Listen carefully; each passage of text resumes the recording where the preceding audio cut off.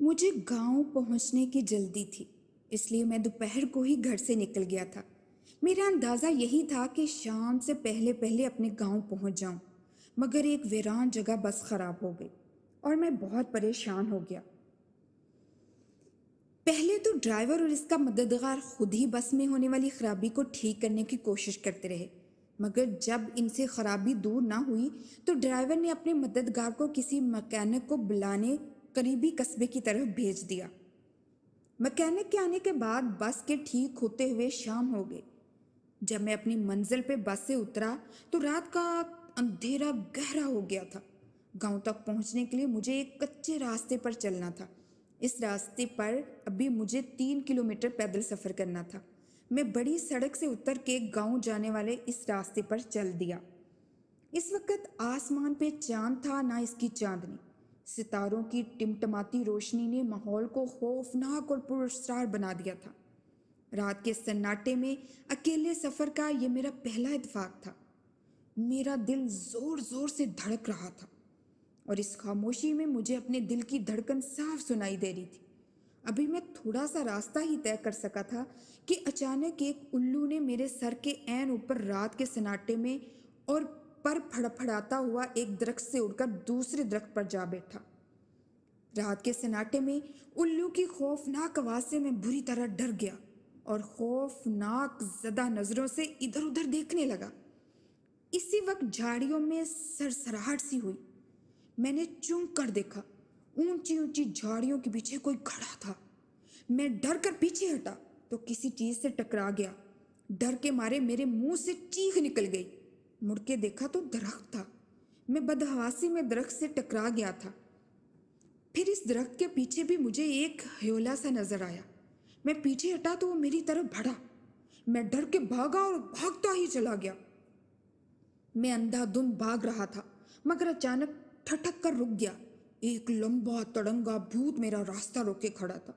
میں ڈر کے پیچھے ہٹا تو جھاڑیوں میں سے کسی نے مجھے پکڑنے کی کوشش کی۔ میں چیختا ہوا وہاں سے بھاگا۔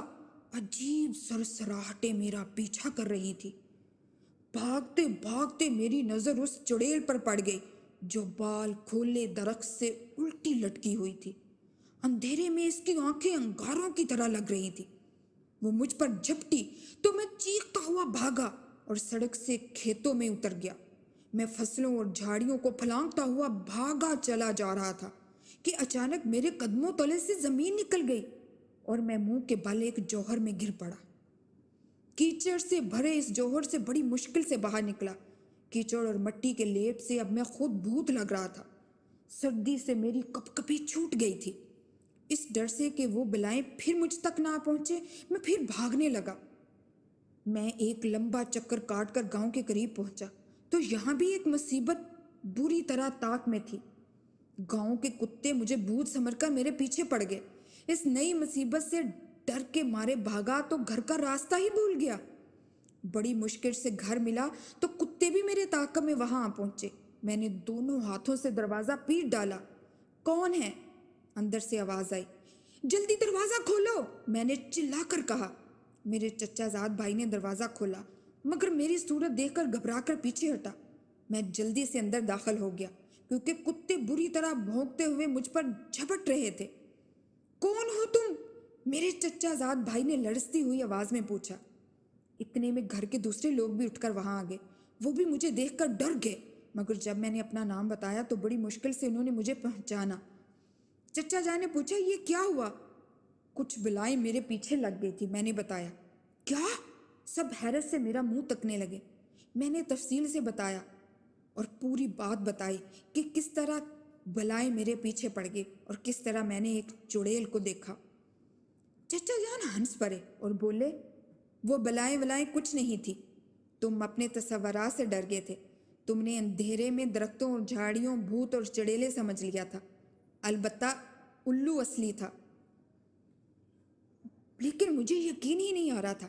میں چچا جان کو یقین دلانے کی کوشش کر رہا تھا کہ چچا جان، میں نے خود ایک چڑیل کو درخت پہ الٹا لٹکتے دیکھا، میں نے ایک ہیولا سا محسوس کیا، میں نے بھوتوں کو اپنے پیچھے آتے دیکھا، میں بڑی مشکل سے یہاں تک پہنچا ہوں۔ لیکن چچا جان مسکرا کے بولے، ایسا کچھ نہیں ہے، یہ سب تمہارا خیال اور وہم ہے۔ جب میرے اوسان ذرا بحال ہوئے تو میں نے سوچا چچا جان ٹھیک کہہ رہے ہیں، یہ میرے تصورات ہی تھے جو اندھیرے میں بھوتوں اور چڑیلوں کا روپ دھار کے تھے، کیونکہ میں ہر وقت بھوتوں اور چڑیلوں کی کہانیاں پڑھتا رہتا تھا۔ انہی خیالی بھوتوں اور چڑیلوں نے آج مجھے سچ مچ ڈرا دیا تھا۔ اف خدایا، یہ تو سب میرے تصور کا کرشمہ تھا۔ میں نے سر تھام کر کہا، ایسا تو کچھ بھی نہیں تھا، نہ کوئی چڑیل الٹا لٹک رہی تھی، نہ کوئی جن تھا، نہ کوئی بھوت تھا، یہ سب تو میرا تصور تھا، اور میں ایسے ہی ڈرتا رہا، اور ایسے ہی میں اتنا خوف زدہ ہو کر چیختا رہا۔ یہ تو سب رات کے اندھیرے اور میرے خوف کی وجہ سے ہوا ہے۔